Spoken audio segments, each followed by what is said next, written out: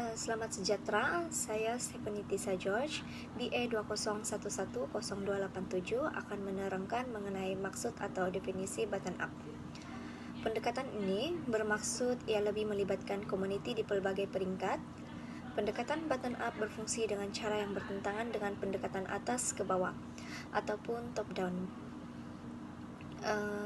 Pendekatan ini penggabungan daripada bentuk asas sehingga menjadi model yang kompleks atau tahap tinggi. Penggunaan utama pendekatan ini adalah atas tujuan ujian, seperti model asas pertama diuji sebelum digabungkan ke yang lebih besar. Ujian ini dicapai dengan menggunakan fungsi daripada peringkat rendah. Contohnya, pendekatan ini dibuat berdasarkan keperluan, keinginan, dan permasalahan yang dihadapi oleh masyarakat bawahan bersama-sama dengan pihak atasan bagi menetapkan idea atau pengambilan keputusan. Oke, itu saja daripada saya. Sekian, terima kasih. Saya teruskan kepada pembentang seterusnya. Pertama sekali, saya akan membentangkan tentang maksud top-down model of development. Pembuat keputusan dalam pendekatan top-down biasanya akan dibuat oleh kerajaan dan kumpulan-kumpulan luar yang terlibat. Keputusan yang dibuat adalah secara berpusat, pelaburan adalah berskala besar dan berat sebelah dalam industri bandar. Pendekatan pembangunan ini biasanya memerlukan modal yang tinggi dan selalunya sesebuah negara itu akan meminjam uang daripada organisasi besar seperti Bank Dunia atau meminjam dari syarikat di negara maju.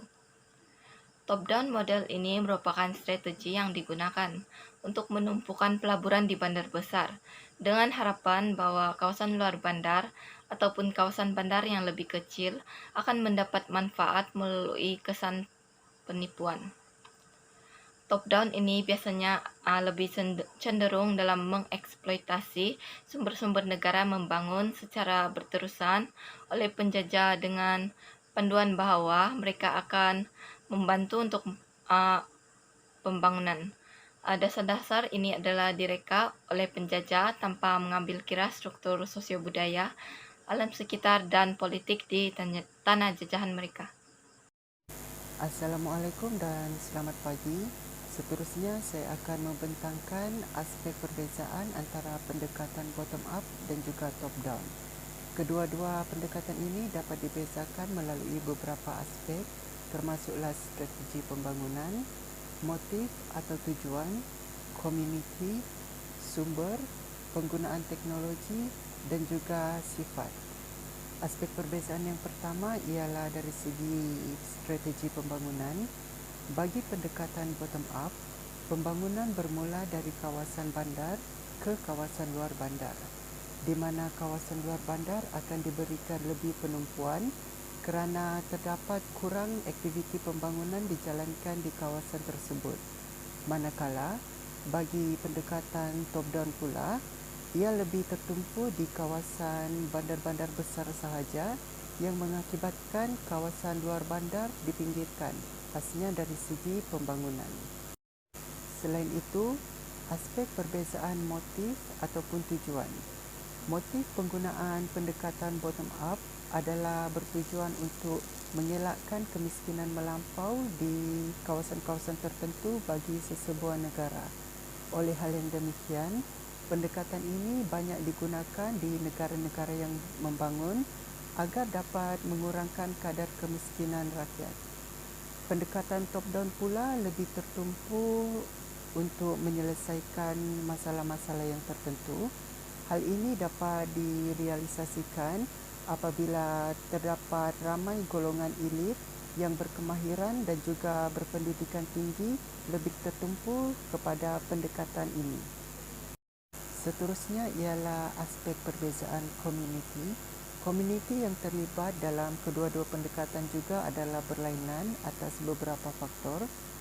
Bagi pendekatan bottom up, penglibatan komuniti tempatan adalah lebih luas kerana pihak kerajaan ingin komuniti tersebut mempunyai perancangan hidup mereka yang tersendiri.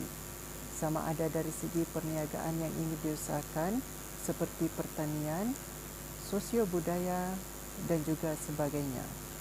Bagi pendekatan top-down pula, penglibatan daripada komuniti tempatan adalah kurang.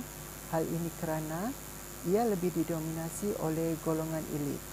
Golongan tersebut ingin mengekalkan kuasa dan juga kepentingan yang mereka miliki dengan mengehatkan penglibatan komuniti tempatan. Sekian, itu sahaja dari saya. Aspek-aspek yang berikutnya akan dibentangkan oleh Syibiani. Pembentangan seterusnya akan disampaikan oleh saya, iaitu tentang perbezaan dari segi sifat. Bottom up lebih bersifat responsif dan bersifat jangka masa pendek. Ianya kerana ianya melibatkan industri kecil ataupun sektor-sektor perindustrian yang tidak formal. Manakala top down pula melibatkan strategik dan jangka masa panjang. Ianya kerana top down melibatkan sifat-sifat industri pembangunan yang bersifat besar dan sektor-sektor yang formal. Manakala sifat yang kedua pula ialah sifat bottom up lebih kepada makro, iaitu pembangunan daripada sektor-sektor daerah ke pusat-pusat bandar. Manakala top down pula melibatkan pembangunan daripada sektor bandar-bandar pusat ke daerah-daerah yang lebih kecil. Perbezaan yang keempat ialah dari segi sumber. Bottom up meliputi penaklukan sumber oleh individu ataupun pihak swasta dari segi non-government, NGO ataupun penglibatan daripada masyarakat setempat. Manakala top down pula melibatkan penaklukan sumber dari segi individu ataupun pihak yang mempunyai jawatan, khususnya jawatan daripada pihak kerajaan. Akhir sekali ialah dari segi teknologi. Bottom up menggunakan penggunaan jentera yang lebih luas dan berteknologi tinggi. Ianya kerana teknologi yang digunakan dari segi pendekatan bottom up melibatkan perkembangan pembangunan yang lebih luas, iaitu pembangunan yang dari segi pusat-pusat daerah-daerah kecil kepada pusat-pusat bandar.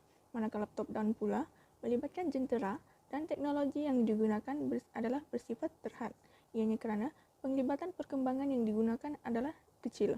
Di antara kedua-dua pendekatan ini, pendekatan bottom up adalah lebih baik berbanding top down, ianya kerana bottom up melibatkan penglibatan dan pendapat yang diperlukan oleh masyarakat.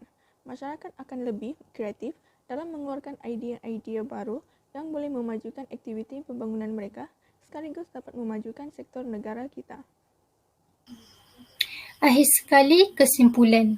Antara kesimpulan yang dapat diketengahkan ialah pendekatan top-down dan bottom-up merupakan strategi-strategi dalam pemprosesan maklumat dan penyusunan pengetahuan yang digunakan dalam pelbagai bidang seperti pengurusan dan organisasi. Kesimpulan yang seterusnya pula ialah gabungan di antara top-down dan bottom-up dapat menjadi alat kepada perancangan bandar bagi memacu evolusi ruang bandar seperti membuat keputusan untuk mengenal pasti hipotesis pembangunan wilayah yang sesuai berdasarkan senarai ekonomi, alam sekitar dan masa kini serta masa hadapan evolusi sosial. Kesimpulan yang seterusnya ialah pendekatan top-down dan bottom-up adalah suatu kaedah yang digunakan untuk menganalisis dan memilih security. Seterusnya, pendekatan top-down dan bottom-up adalah kaedah reka bentuk algoritma. Top-down dan bottom-up ini adalah suatu pendekatan yang melibatkan kepada matlamat, belanjawan dan juga ramalan. Kesimpulan yang terakhir ialah top-down dan bottom-up menggunakan semua jenis pendekatan kewangan seperti semakan dan juga imbangan. Sekian sahaja daripada kumpulan kami. Terima kasih.